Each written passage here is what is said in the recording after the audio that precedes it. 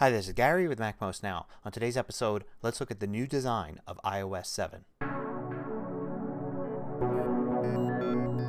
So over the next few weeks, we'll be looking at all the new features of iOS 7. But before we get into that, let's take a look at it as a whole and look at the new design, the most radical change in the look of iOS since the start.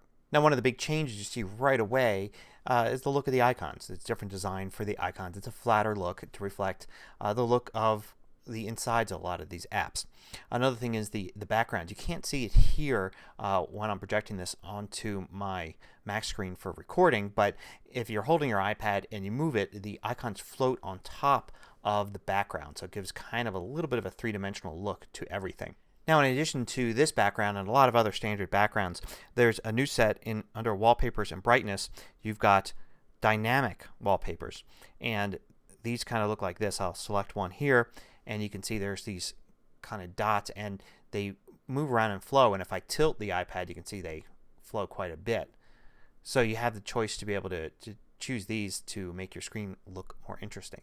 Now, if we look inside some of the apps, we're going to see instantly that things look a little different. Like in the calendar app here, you can see gone is kind of the realistic look of trying to look like an actual calendar or looking like a legal pad in Notes, for instance. You can see it's just plain white right now. So it's much simpler, and a lot of redesigns for things like the clock. You could see there, and even inside of things like, say, the Reminders app and Contacts. Even the Settings app, you can see, has new icons on the left, and it's kind of a flat look with white background. A lot of apps look like this now. Here's the Music app, for instance. Now, not all apps have been changed. For instance, under iBooks, it still looks like a wooden bookcase.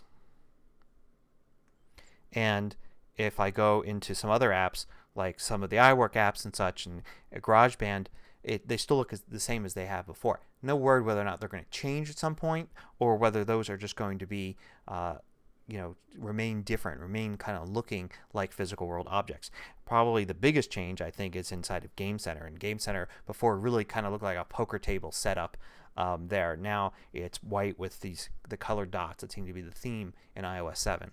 But one change I do want to talk about now is how to search your iPad. Previously, you would swipe from left to right from the home screen there, and you can see I can't go there. I can go to the right, but I can't get to the search screen there. Now it's actually something that comes down from the top. From the middle of the screen, I drag down, and I get a search there at the top, and I can type something there, and I can see apps and music and everything like that, and I can launch an app from there. So this functionality is similar. It's just getting to it now is something that you bring up by swiping down in the middle of the screen. Now, there are a lot of changes that are both design and functionality, so we'll be looking at those in future episodes. For instance, here's the control center that comes up from the bottom.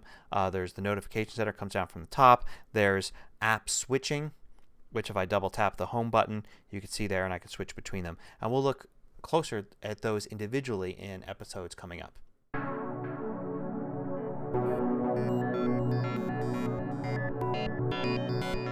If you found this video useful, there's one thing you can do for me in return. It won't cost you anything, and it'll just take you a few seconds. If you're not already at MacMost.com, go there and then look for the video you just watched and go to that page.